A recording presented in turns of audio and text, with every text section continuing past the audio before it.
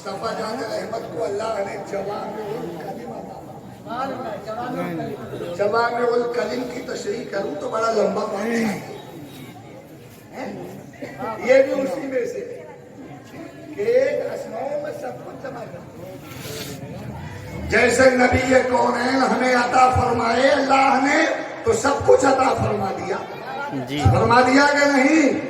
وہ اللہ نے ہمیں عطا فرمائے سب کچھ ہمیں عطا فرما دیا، یعنی دولت بھی عطا فرمائی، حکومت بھی عطا فرمائی، ولایت بھی عطا فرمائی، صحابیت اور سیادت بھی عطا فرمائی، مال و متاع بھی عطا فرمایا، جود و نوال بھی عطا فرمایا، فضل و کمال بھی عطا فرما دیا، حسن و صورت بھی عطا فرمائی، سیرت و کردار بھی عطا فرمایا، شریعت و معرفت بھی، حقیقت و طریقت بھی، سب کچھ تو عطا فرما دیا انہیں دے کر، اور انہی کے وسیلے سے سب کچھ ہم کو ملا ہے۔ یہ بھی حدیث پاک کا مفہوم بخاری شریف میں موجود ہے، جس وہابی میں دم ہو وہ انکار کرے اور دیکھ لے، بخاری شریف میں موجود ہے۔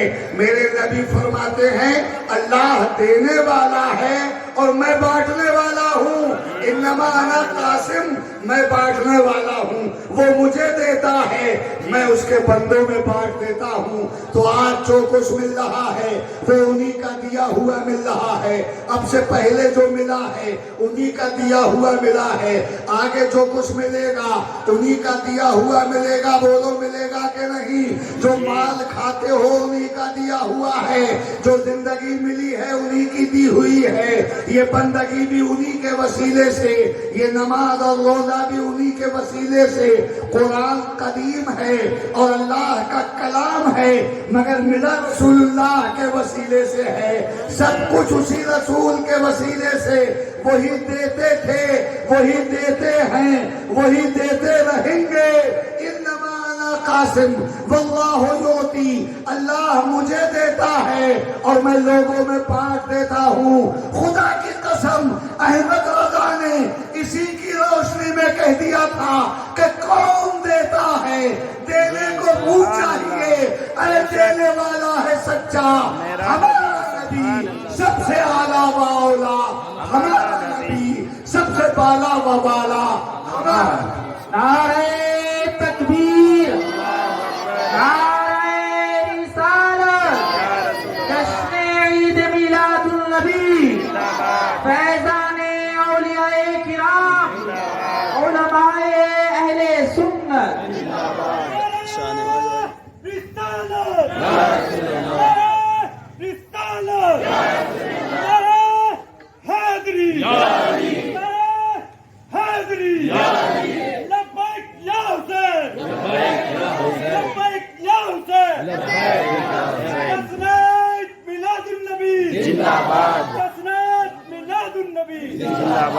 ٹوپی رکھ لو سر پہ، جن کے سروں پہ ٹوپی نہ، یہ نبی کا ذکر ہو رہا ہے ادب کے ساتھ بیٹھو، تو درود کون سا پڑھو گے یہ میں نہیں آپ کو بتاؤں گا، یہ خود آپ فیصلہ کریں۔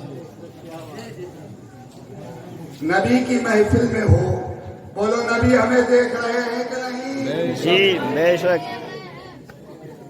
اور ان کے دیکھنے کی جب بات آ گئی تو مجھے اس حدیث کا مفہوم یاد آتا ہے کہ میرے نبی ارشاد فرماتے ہیں کہ میں تو ساری کائنات کو ایسے دیکھتا ہوں جیسے ہاتھی اکیلی۔ جی بے شک۔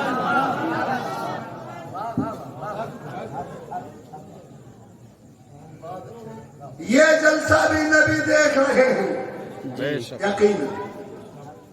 اچھا پھر یہ کہ جب نبی دیکھ رہے ہیں تو ان کے سامنے ہمیں کس ادب سے بیٹھنا ہے، کس محبت کا ثبوت دینا ہے، جی کس خلوص کا اظہار کرنا ہے، کس طرح اپنی زبان پر، اپنے بیان پر، اپنی نقل و حرکت پر پابندی لگا کے بیٹھنا ہے، یہ اہل عقیدت کو بتانے کی ضرورت نہیں، وہ خود ہی فیصلہ کر لیں گے۔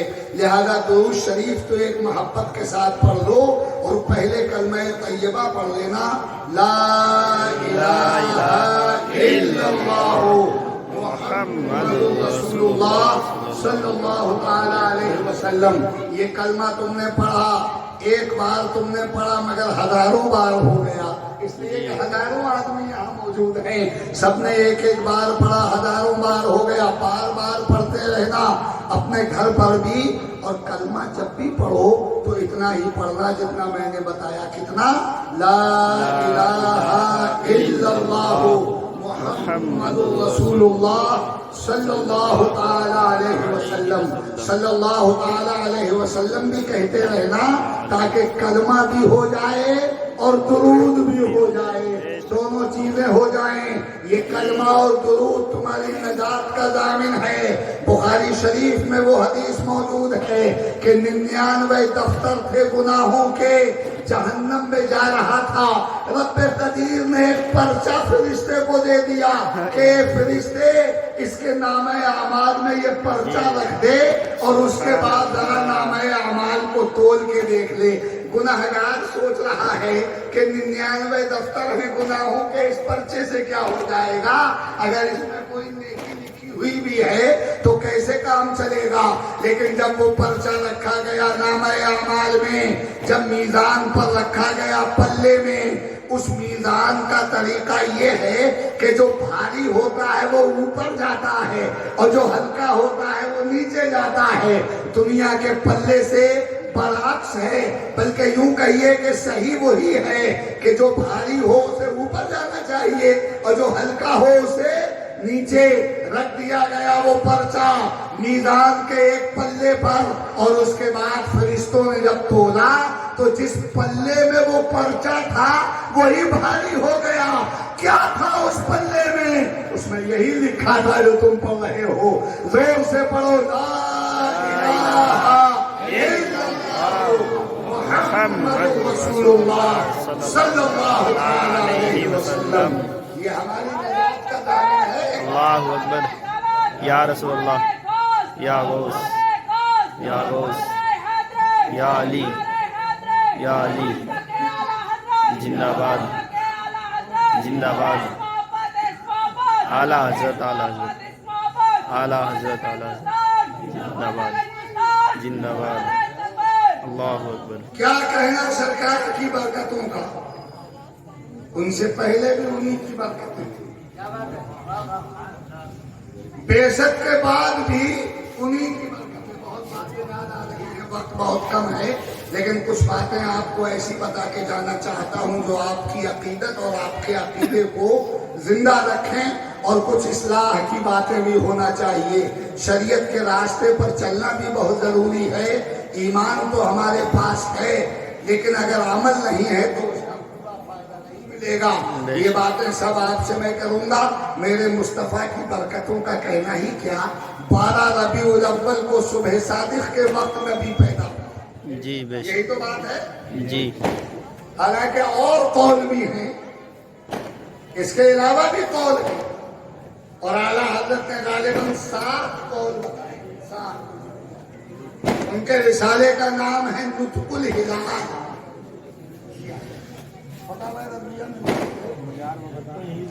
8 تاریخ بھی، 10 تاریخ بھی، 17 بھی، لیکن اعلیٰ حضرت کہتے ہیں کہ سب سے اشہر و ماخوذ و معتبر قول یہی بات ہے۔ تو 12 تاریخ کا قول سب سے معتبر، میرے نبی کی ولادت 12 ربیع الاول کوئی سن کوئی نہیں بتا سکتا، نہ میں، نہ قاری صاحب، نہ آپ، کوئی سن نہیں بتا سکتا، اس لیے کہ سن ہجری کی وقت ہی نہیں، سن ہجری کی پیدائش کے بعد اس وقت نہیں تھی، لیکن ربیع الاول کی 12 تاریخ کی صبح صادق کا وقت تھا، یاد رکھنا، کبھی مت بھولنا۔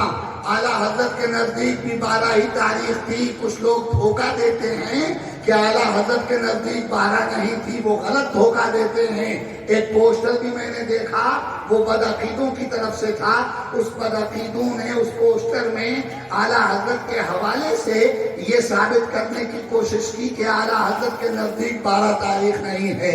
اعلیٰ حضرت نے تو تمام قول لکھے ہیں، اور 12 کے قول کو سب سے معتبر اور سب سے مشہور بتایا ہے، اور ان کے ایک شعر سے بھی یہی لگتا ہے کہ سرکار دو عالم کی ولادت 12 کو ہی۔ شعر کیا ہے آپ روز پڑھتے ہو اور سنتے ہو، 12ویں کے چاند کا مجرا ہے سجدہ نور کا،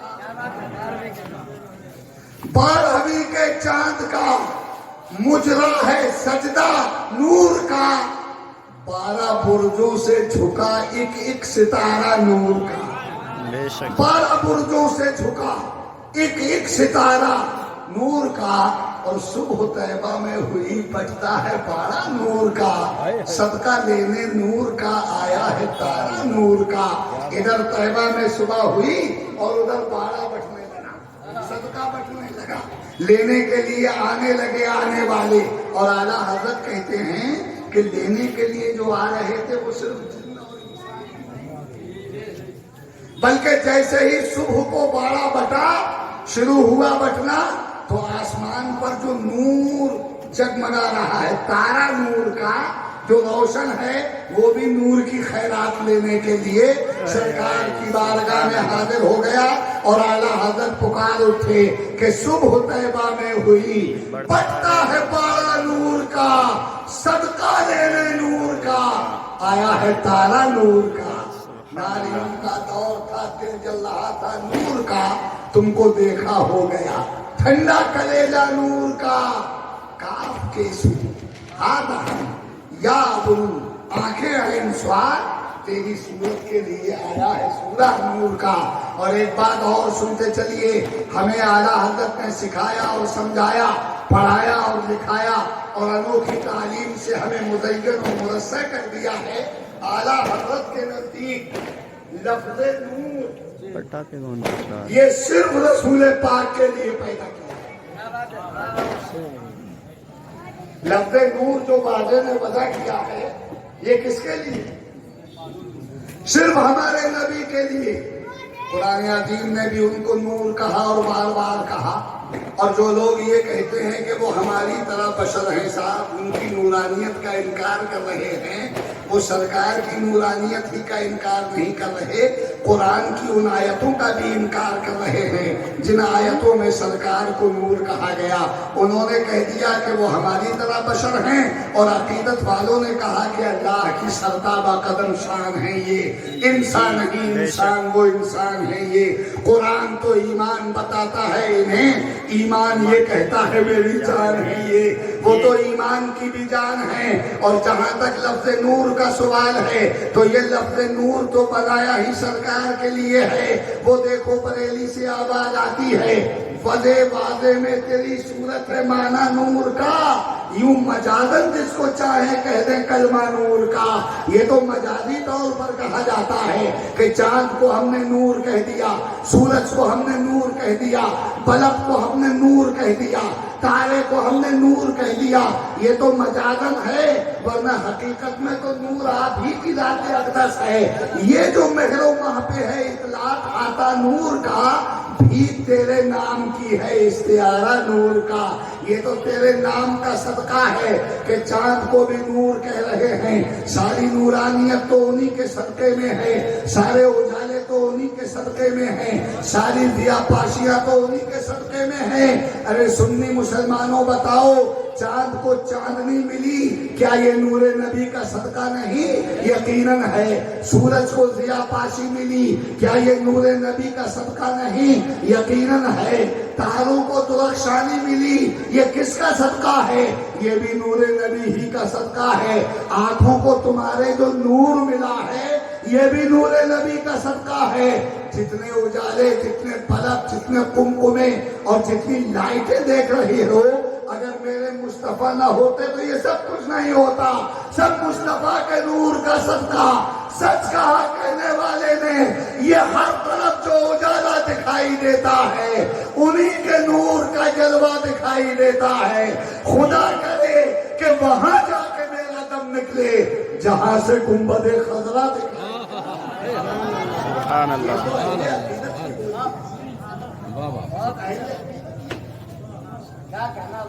نور کا ماں اللہ۔ ابھی 12 تاریخ کو ولادت ہوئی میرے نبی کی، لباس بشری پہن کے آتے ہیں،